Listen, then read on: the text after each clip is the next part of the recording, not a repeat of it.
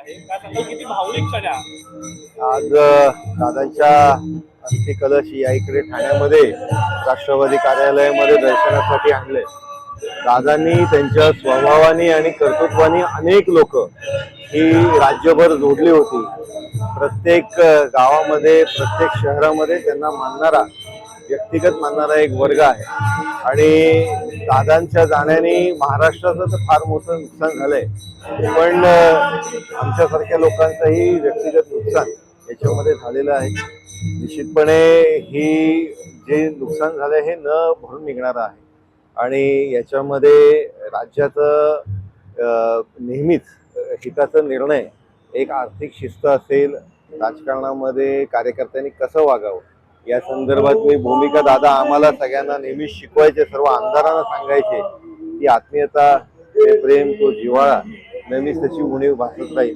हा एक भावनिक क्षण निश्चित आमच्या सगळ्यांसाठी आहे. काय नेमक्या आठवणी दादांच्या, काय सांगाल काय त्यांच्या आठवणींना उजाळा झाला या ठिकाणी? दादांच्या बाबतीतल्या आठवणी अनेक आहेत.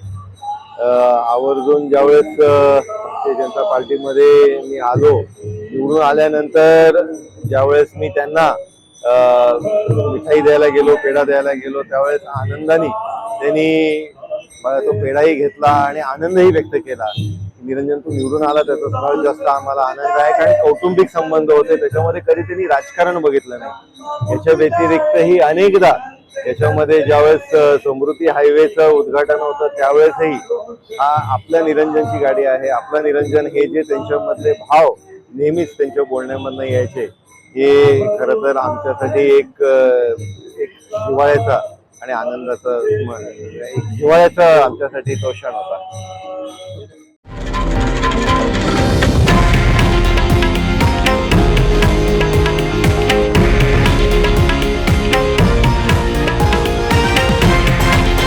हे आहे देशातील नंबर 1 न्यूज नेटवर्क आणि आपण पाहत आहात TV9 मराठी, एकमेव.